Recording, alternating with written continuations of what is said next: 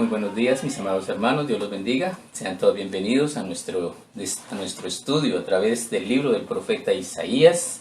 Y hoy tenemos una descarga profética impresionante. Nos viene a hablar acerca de un futuro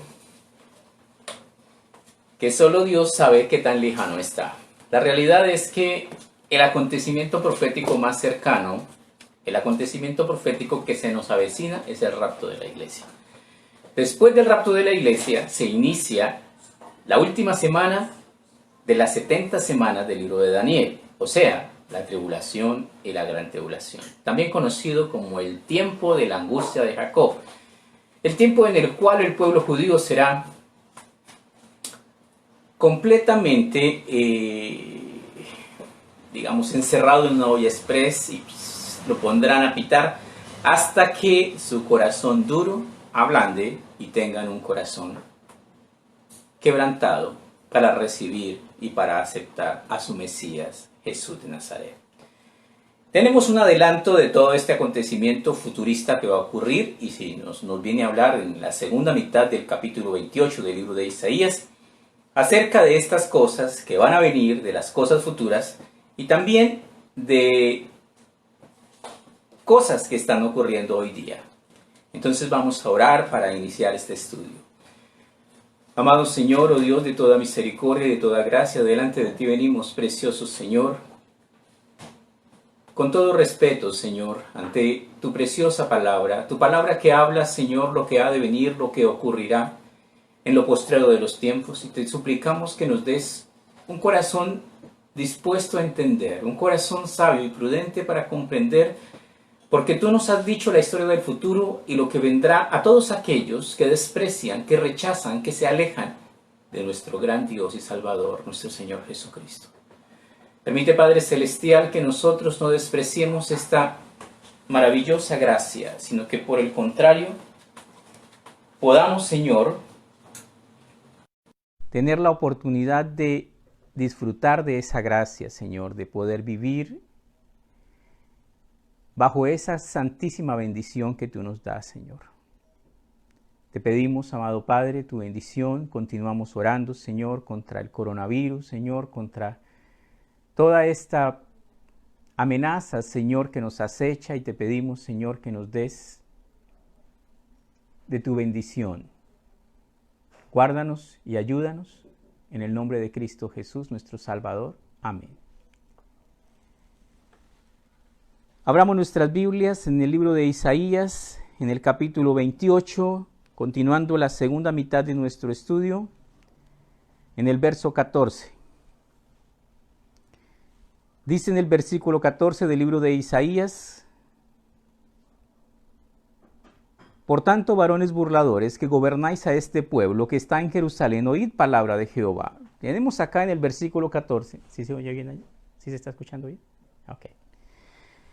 Dice: por tanto, varones burladores, que gobernáis a este pueblo que está en Jerusalén, oíd palabra de Jehová. Ahora se refiere concretamente a la clase dirigente política que gobierna a Jerusalén. El estudio entero se refiere hacia Jerusalén, pero también se aplica hacia nosotros. Tenemos dirigentes impíos, sin temor de Dios, que gobiernan nuestro país. Sí, entonces a eso se refiere. Pero se está refiriendo a más cosas. Dice: por tanto, varones burladores, que gobernáis a este pueblo que está en Jerusalén, oíd palabra de Jehová. ¿Por qué le dice esto? Porque el pueblo judío tomó la decisión de desechar la palabra de Dios. Versículo 15. Por cuanto habéis dicho. Aquí viene, el núcleo del problema. Por cuanto habéis dicho, pacto tenemos hecho con la muerte. Hicimos convenio con el Seol. Cuando pase el turbión del azote, no llegará a nosotros, porque hemos puesto nuestro refugio en la mentira y en la falsedad nos escondemos. ¿Qué es esto? Prácticamente es el núcleo y el corazón de la política. ¿Qué es el núcleo y el corazón de la política? Es la falsedad y la mentira. Tristemente, esa es una realidad. Entonces, qué curioso, porque el enfoque que nos lleva de este estudio es que el pueblo judío abrazará la falsedad y la mentira. Y cuando nos habla la Biblia acerca del mentiroso que la Biblia describe, ¿quién es el mentiroso? Cuando habla mentira, de suyo habla porque es padre de mentira. ¿Quién es? Satanás. Entonces, ¿de qué nos está hablando proféticamente? El pueblo judío y muchos pueblos con él harán un pacto con un hombre impío que se llama el anticristo, que viene de parte de Satanás y que revelará al mundo una falsa identidad. Tendrá una cara de bondad, pero por dentro será el mismo Satanás. Vamos a leer algunas citas en cuanto a esto. Segunda de Tesalonicenses, capítulo 2. Segunda carta del apóstol San Pablo a los Tesalonicenses, en el capítulo 2. Leemos advertencias que nos escribieron acerca del tiempo futuro, acerca del tiempo de la manifestación del anticristo. Segunda Tesalonicenses, capítulo 2. Versículo 7. Dice en el versículo 7 de Segunda de Tesalonicenses, estoy en primera.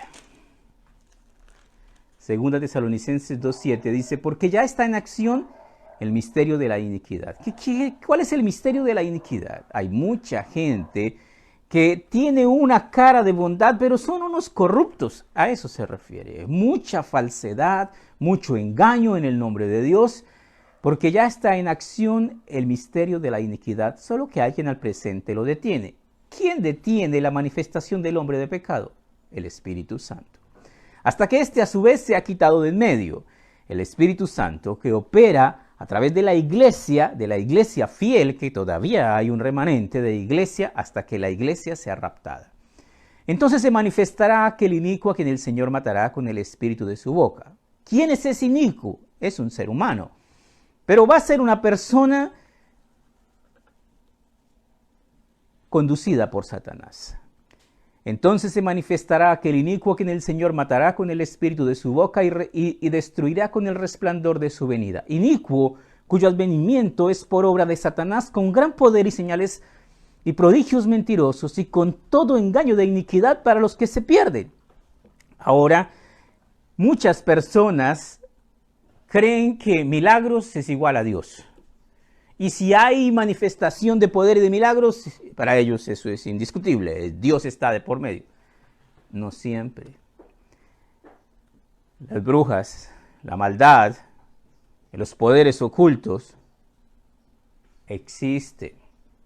Y hacen señales y mueven cosas y pueden convencer a muchas personas de que ellos son los dueños del poder. Y con todo engaño de iniquidad para los que se pierden por cuanto no recibieron el amor de la verdad para ser salvos. ¿Quién es el amor? ¿Quién es la verdad? El amor, porque de tal manera amó Dios al mundo que ha dado a su Hijo unigénito para que todo aquel que en él cree no se pierda, mas tenga vida eterna. ¿Quién es el amor encarnado? Jesucristo mismo. ¿Por qué vino? Por amor. ¿Por qué murió? Por amor. ¿Quién es la verdad? Él mismo dijo, yo soy el camino, la verdad y la vida. Nadie viene al Padre sino por mí. Entonces, ¿de qué nos está hablando? Nos está hablando del rechazo del Mesías, del Salvador verdadero, para abrazar al mentiroso, al falso, al inicuo, sí, a Satanás.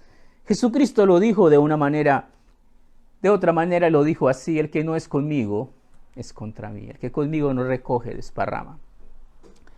Entonces nos dice acá, por eso Dios les envía un poder engañoso para que crean en la mentira.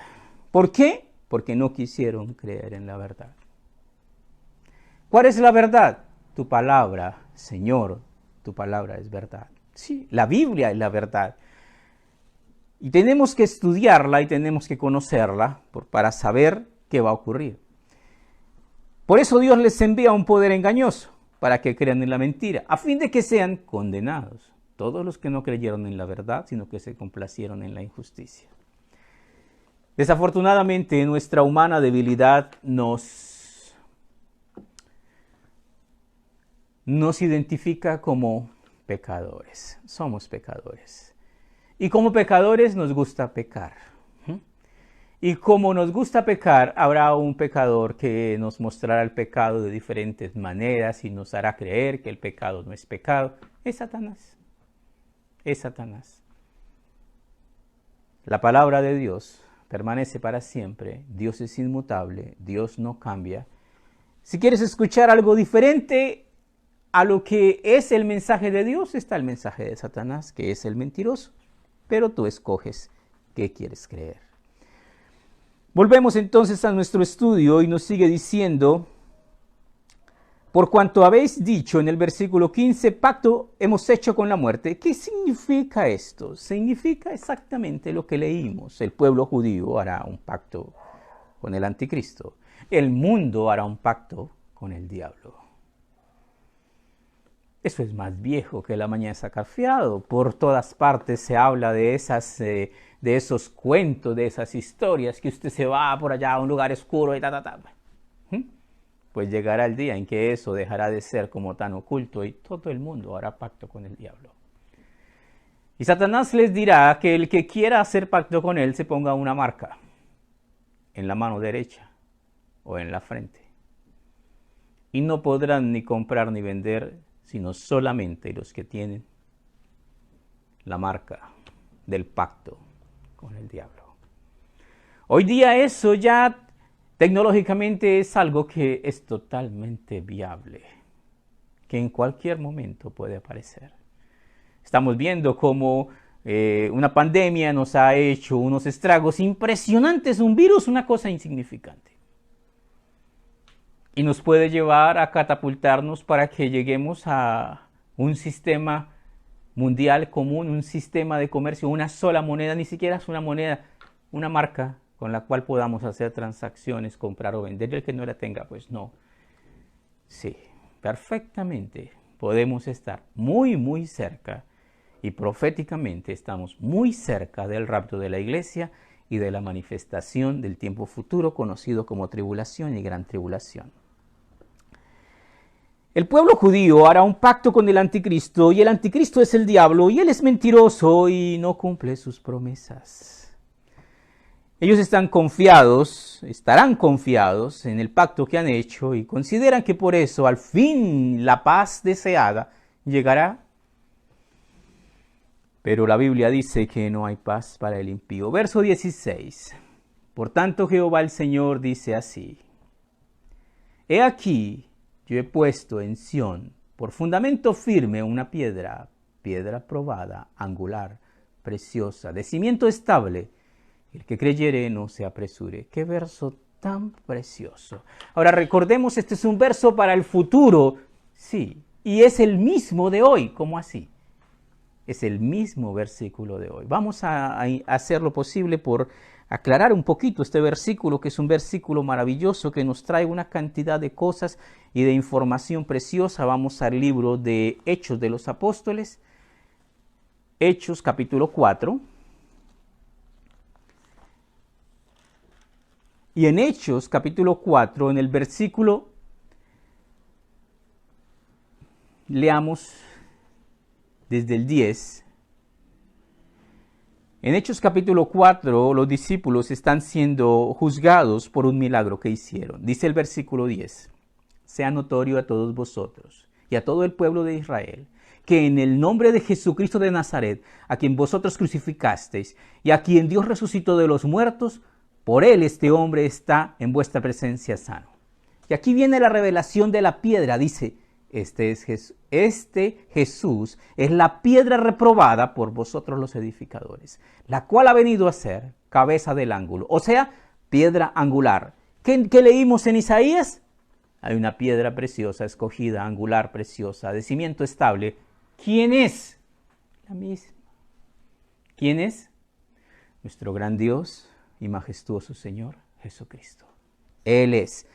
Sigamos leyendo, dice el versículo 12, muy claramente, por eso me fascina la claridad de la palabra de Dios, y en ningún otro hay salvación. Porque no hay otro nombre bajo el cielo dado a los hombres en quien podamos ser salvos. ¿Qué tenemos allí? El único medio de salvación, lo que dijo Juan el Bautista, he aquí el Cordero de Dios que quita el pecado del mundo. ¿Quién es? nuestro Señor y Salvador Jesucristo. Entonces, volvemos otra vez al libro de Isaías y repetimos acá este verso 16. Dice, por tanto Jehová el Señor dice así, aquí, que yo he puesto en Sión, Jerusalén, que quiere decir que la salvación viene de los judíos, y es totalmente cierto. He aquí he puesto en Sión por fundamento una piedra probada, angular, preciosa, de cimiento estable. El que creyere no se apresure. Qué maravilla y qué consejos tan impresionantemente hermosos. Si tú crees en Cristo, vaya despacio. Vaya digiriendo despacito, despacito, entendiendo y obedeciendo poco a poco la palabra de Dios. Te ponen un manjar de alimentos delante de ti y al ver tanta comida y toda de la que tú apeteces, empiezas a engullir sin control. Puedes matarte ahogado. ¿Qué está diciendo? Coma despacio. No se apresure. Y esto es algo muy importante que debemos tener en cuenta. Vamos despacio, poco a poco, con paso firme, aprendiendo más y más acerca de la voluntad de Dios y de su preciosa palabra. Versículo 17. Y ajustaré el juicio al cordel. Este versículo 17 quiere decir, llegó el momento de arreglar cuentas, llegó el tiempo del juicio. Si llegó el tiempo del juicio, se acabó la gracia. Y la gracia es el regalo de Dios para salvación. Quiere decir que cuando la gracia se acabe, hay que pagar por la salvación. Y el precio por la salvación será nuestra cabeza, pero no será la cabeza, será nuestra sangre, porque sin derramamiento de sangre no hay remisión de pecados. Hasta el día de hoy es gratis. Cree en el Señor Jesucristo y serás salvo. Llegará el día en donde ya no será gratis. Entonces tendrás que pagar. ¿Quieres saber algo muy curioso? Algo que me deja perplejo es leer en la palabra de Dios que la cantidad de gente que deja todo para última hora, como siempre, es una amplia y una gran mayoría. Pero me deja perplejo el leer en la palabra que la cantidad de decapitados durante la tribulación será como la arena del mar. ¿Qué quiere decir eso? Muchos, muchísimos. O sea que muchísimos cristianos que no estaban muy bien con Dios tomarán la decisión cuando ya haya que pagar. Entonces seguimos acá y nos sigue diciendo, y ajustaré el juicio al cordel, y a nivel la justicia, y granizo barrerá el refugio de la mentira, y aguas arrollarán el escondrijo. ¿Qué significa esto? La verdad será revelada de una manera palpable. ¿Cuál verdad? La verdad de Dios. Pero pues, ¿cuál es la verdad de Dios? Jesús. Sí, la verdad de Dios es Jesús. Pero será revelada aún de una manera mayor y palpable. ¿Cuál? Face to face. Todo ojo le verá. Toda rodilla se doblará. Y la gente perderá esa conchudez de decir, yo no creo en lo que no veo. ¿Por qué? Porque Dios se dejará ver cara a cara. Se mostrará Jesucristo y Jesucristo regresará por segunda vez y regresará a hacer juicio. Pero antes de eso, se desatarán también todos los juicios que conocemos nosotros en la gran tribulación. Y a eso se está refiriendo, a los juicios que vendrán en el periodo más horripilante y más angustiante de la tierra. Aquí nos dice, y ajustaré el juicio al cordel y a nivel la justicia, y granizo borrará el refugio de la mentira. Granizo, Dios usará cosas naturales de una manera terrible. Apocalipsis capítulo 16, versículo 21. Apocalipsis 16, 21. Apocalipsis 16, 21. Leemos allí la caída del granizo. Y cayó del cielo sobre los hombres un enorme granizo, como del peso de un talento. Y los hombres blasfemaron contra Dios por la plaga del granizo, porque su plaga fue sobremanera grande. ¿Qué quiere decir? 34 kilos a la velocidad que viene una pepita de granizo. Si una bolita de granizo de este tamaño, hace estragos, abollan los carros. ¿Usted se imagina una de este tamaño? ¿Por qué? Porque horrenda cosa es caer en manos de un Dios vivo. Porque es espantoso y terrible tener a Dios como tu enemigo, porque de seguro te destruirá. Entonces, tenemos nosotros que Dios ejecutará sus juicios frente a un descaro mundial en el cual el hombre, porque no solo será el pueblo judío, serán todas las naciones, se arrodillarán y dirán que, mejor dicho, ante el anticristo, y todo el mundo hará pacto con el anticristo. Y entonces Dios derramará sus juicios. Y será anulado vuestro pacto con la muerte, y vuestro convenio con el Seol no será firme. Cuando pase el turbión del azote, serás de él pisoteados. ¿Qué quiere decir esto? Lo que quiere decir es lo obvio, pero que nadie quiere oír. ¿Qué es el hombre? Un tramposo, engañador, sí. ¿Qué dice Dios acerca del hombre? Engañoso es el corazón, más que todas las cosas, y perverso, o sea que nosotros somos malos. ¿Quién lo conocerá? Y el Señor dice, yo que pruebo el corazón. Y Dios conoce todo de nosotros. ¿Qué es lo que ocurre? El anticristo, que está inspirado por Satanás, el mentiroso, hará un pacto con los judíos y con todo el mundo, pero es el mentiroso. ¿Qué tan firme es ese pacto? Para nada firme. Engañará, mentirá, porque esa es su naturaleza.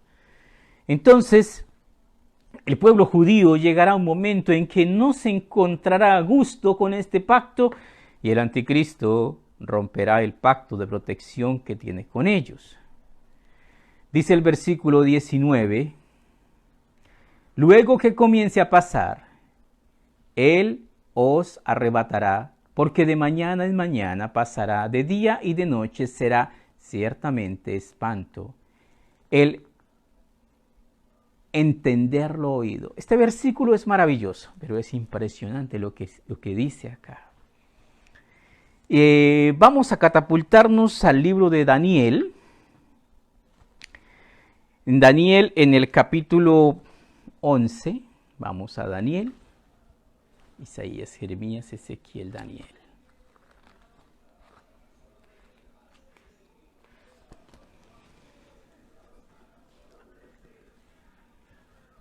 Daniel 11, versículo 32. Tenemos acá una descripción de cómo el anticristo seducirá a los judíos. Dice el verso 32 de Daniel 11, con lisonja seducirá a los violadores del pacto. Palabras suaves, palabras de un palabrero que sabe manipular a la gente con palabras. Dice, con lisonja seducirá a los violadores del pacto. O sea, que ellos serán convencidos por este palabrero. Pero dice algo maravilloso acá, mas el pueblo que conoce a su Dios se esforzará y actuará. ¿Qué significa? Que no estarán totalmente ciegos. Habrá una parte de ellos que dirá, un momentico, este no es el Mesías. Mas el pueblo que conoce a su Dios se esforzará y actuará. Y los sabios del pueblo, o sea, los que tienen esa iluminación, los que tienen ese discernimiento, instruirán a muchos. ¿Qué dirán? Les van a decir, lea, ese no es. Y por algunos días caerán a espada y a fuego, en cautividad y despojo. O sea, el anticristo los va a matar. Y en su caída serán ayudados de pequeño socorro, y muchos se juntarán a ellos con lisonjas. ¿Qué quiere decir eso? Será el tiempo en donde la falsedad, la hipocresía reinará.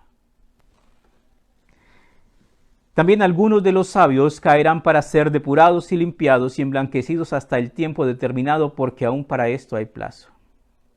Entonces tenemos acá que será un tiempo en el cual el pueblo judío será engañado porque quiere ser engañado. Pero algunos tendrán la luz de Dios para saber que los están engañando.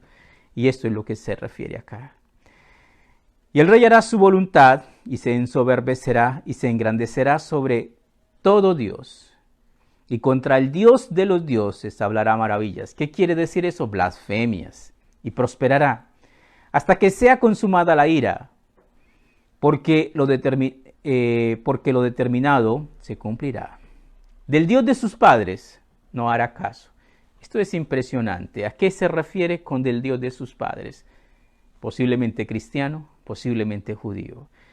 De una familia conocedora de Dios. Del Dios de sus padres no hará caso ni del amor de las mujeres, ni respetará a Dios alguno, porque sobre todo se engrandecerá. Mas honrará en su lugar al Dios de las fortalezas, Dios que sus padres no conocieron. Lo honrará con oro, con plata, con piedras preciosas y con cosas de gran precio. Con un Dios ajeno se hará de las fortalezas más inexpugnables y colmará de honores a los que le reconozcan y por precio repartirá la tierra. ¿Qué es eso? Política. La política seguirá siendo igual de torcida como siempre ha sido. ¿Hasta que qué?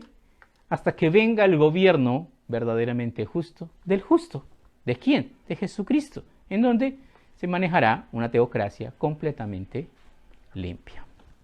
Volvemos a nuestro estudio, volvemos a Isaías. Dice acá, luego que, versículo 19, luego que comience a pasar, Él los arrebatará, porque de mañana en mañana pasará de día y de noche, será ciertamente espanto el entender lo oído. ¿Qué significa? Significa que el pueblo judío empezará a estudiar el Apocalipsis y empezará a encontrar qué juicio viene y qué cosa peor va a pasar. A eso se refiere. Pero lo más maravilloso, van a entender y no solo van a entender, van a tener un corazón tierno, un corazón dispuesto para recibir a su Mesías. Seguimos nuestro estudio, dice acá, vuelve nuevamente a tomar la situación anterior. La cama será corta para poder estirarse, la manta estrecha para poder envolverse. ¿Qué quiere decir esto? El pacto no será del todo cómodo para los judíos. En el pacto habrá muchas cosas que les causarán grandes incomodidades. Nosotros vivimos en tierra caliente y aquí uno dormir sin cobija, pues se puede, pero pues en lugares muy, muy fríos dormir sin cobija es un atentado contra la vida. A eso se está refiriendo. Y otra cosa es dormir incómodos, y a eso es lo que se refiere con la cama corta. Cuando a usted le quedan los pies en el aire, cuando usted se da cuenta que no está cómodo durmiendo, pues no duerme bien y amanece cansado. A eso se refiere. Ellos se van a cansar, ellos se van a dar cuenta de que el pacto definitivamente no es favorable con ellos. ¿Qué significa eso? Saciedad. ¿Qué significa esa saciedad? No hay saciedad verdadera sino de parte de Dios. ¿Qué dice la palabra de Dios que nos dice a nosotros? Nos dice que cuando nosotros venimos a Cristo, dice, de nuestro interior fluirán ríos de agua viva. ¿Qué significa eso? Seremos completamente saciados de la gracia y de la misericordia de Dios, tan saciados que podremos llevar el evangelio que recibimos a otras personas. A eso se está refiriendo. El hombre está hecho con una necesidad y esa necesidad solo la suple y solo la llena Dios. Versículo 21. Porque Jehová se levantará como en el monte de Perasim y como en el valle de Gabaón se enojará para hacer su obra extraña para hacer su operación, su extraña operación. Qué versículo tan curioso este versículo 21, pero maravilloso. ¿Qué es lo que está diciendo acá? La obra extraña de Dios. La obra extraña de Dios en la tribulación es ablandar el corazón del pueblo judío. ¿Por qué? Porque decidieron no creer en su Mesías. Y la operación es tomar ese corazón de piedra y convertirlo en un corazón de carne, en un corazón que ame y que tema y que obedezca a Dios. Y ese es el propósito de Dios. ¿Cuál? Salvar las almas. Y sí, salvar las almas desde el remanente del pueblo de Israel. Entonces nos dice acá el versículo 22, ahora pues, no os burléis, para que no se aprieten más vuestras ataduras, porque destrucción ya determinada sobre la tierra he oído del Señor Jehová de los ejércitos. ¿Qué quiere decir esto? Pues es apenas lógico si alguien llega y le hace esta presentación de esto ante políticos, ante fariseos, les va a causar risa. O sea, ¿que todo eso va a ocurrir? ¿Qué? Cuénteme una de vaqueros. ¿Qué dice ahí? No se burle. ¿Por qué? Porque va a ocurrir. Porque Dios promete y cumple. Ahora pues no os burléis, para que no se aprieten más vuestras ataduras. No se burlen, le dice a los judíos, no se burle de la palabra de Dios, porque le va a ir peor. Porque destrucción ya determinada sobre la tierra he oído del Señor Jehová de los ejércitos. ¿Por qué Dios nos quiere destruir? Y a veces hay gente tan ignorante que dice, no entiendo por qué Dios está generando estas pandemias, está trayendo terremotos y va a traer cosas peores. Y muchos predicadores dicen que sí, que vendrán cosas peores. Y no saben por qué. Y es evidente por qué. Porque el pecado cada día se hace más abierto, descarado, público y aceptado. Y la paga del pecado es muerte. Entonces, ¿qué se nos extraña? Entre más pecado hay en el mundo, más se incrementarán los juicios de Dios. ¿Por qué? Porque es que el mundo le pertenece a Él. Y todos nosotros tenemos que rendir cuentas. Versículo 23, estad atentos y oíd mi voz, atended y oíd mi dicho. ¿Qué es lo que Dios está diciendo? Aprendamos a escuchar la palabra de Dios. Y viene a darnos una enseñanza final impresionante. El versículo 24. El que ara para sembrar, ara todo el día. Romperá y quebrará los terrones de la tierra. Esto, la persona que trabaja en el campo sabe que eso es lo que hacen los que preparan el campo para sembrar.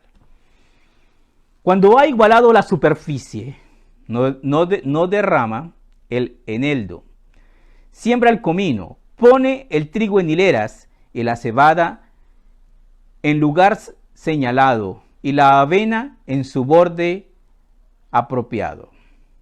Porque su Dios le instruye y le enseña lo recto. ¿Qué quiere decir lo que estamos leyendo? Es impresionante. Lo que está diciendo es que el hombre es un ser creado por Dios y a quien Dios le enseña lo que debe hacer. Entonces, toda esa sabiduría, la sabiduría proviene de Dios. Libro de Proverbios, capítulo 2, versículo 6, Proverbios 2, 6. Y en Proverbios leemos lo siguiente acerca de la sabiduría. Proverbios 2, versículo 6. Dice en Proverbios 2, 6. Porque Jehová da la sabiduría y de su boca viene el conocimiento y la inteligencia. Él provee de sana sabiduría a los rectos, es escudo a los que caminan rectamente. ¿Qué significa eso? Significa lo que estamos leyendo. Dios le enseña al hombre cómo se siembra. Dios le enseña al hombre todo. Sigamos leyendo y todavía hay un mensaje impresionante aquí. Porque Dios le instruye y le enseña lo recto. Que el eneldo no se trilla con trillo, ni sobre el comino se pasa rueda de carreta, sino que con un palo se sacude el enaldo y el comino con una vara. ¿Quién le enseñó esas cosas? Dios. El grano se trilla, pero no lo trillará para siempre, ni lo comprime con rueda de su carreta, ni lo quebranta con los dientes de su trillo. ¿Qué quiere decir esto? Quiere decir algo impresionante. Quiere decir que hay personas que necesitan ser molidas o ser cocinadas a mayor temperatura porque son más duros, más tercos y más obstinados Y hay otros que necesitan menos trato duro. Y hay otros que ni siquiera trato duro necesitan. Que así como hay semillas de uno, semillas de otro, así hay tipos de personas. Y lo que Dios está diciendo acá es que para los duros, para los duros de servicio, obstinados, tercos, para esos Dios tiene el trillo y el molino preparados para molerlos y trillarlos hasta que ablanden. Versículo 29. También esto salió de Jehová de los ejércitos, para hacer maravilloso el consejo y engrandecer la sabiduría. ¿Qué quiere decir esto? Escucha el consejo y adquiere sabiduría. Quiere decir que Dios tiene un trato suave, más duro y un molino para ablandar lo más duro. Es errónea la idea que se nos ha dado de Dios. Dios aprieta pero no ahorca. Es errónea. Dios aprieta, ahorca y condena. Horrenda cosa es caer en la ira de Dios.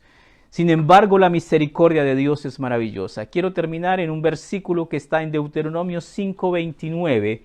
Deuteronomio 5:29, y estamos viendo cómo el Antiguo y el Nuevo, la Biblia es maravillosamente armónica. Deuteronomio 5:29. En Deuteronomio, Dios mismo da un consejo acerca de el anhelo de Dios que nosotros seamos inteligentes. Dice en Deuteronomio capítulo 5, versículo 29. Dice así, 29. ¿Quién diera que tuviesen tal corazón que me temiesen y guardasen todos los días mis mandamientos? ¿Qué dice? Y guardasen todos los días mis mandamientos. Porque la fe se pone a prueba cada día y cada día nosotros testificamos si nuestra fe es verdadera o no. Para que a ellos y a sus hijos les fuese bien para siempre. ¿Qué es lo que quiere Dios? Ser el Dios de cada día, de todos los días de nuestra vida. Que nosotros vivamos una vida entregándole cuentas claras al Señor cada día. Una vida de santidad, una vida de obediencia, no una vida de pecado y de rebelión. ¿Por qué? Porque la paga del pecado es la muerte. Muchas personas pecan y luego simplemente dicen, yo no sé por qué soy tan salado, todo me sale mal. El que practica el pecado es del diablo, porque el diablo peca desde el principio. A un Dios santo se le adora con manos santas. Y Dios quiere que nosotros tengamos una vida recta delante de Él, para ser aprobados y no ser desaprobados. Vamos a orar.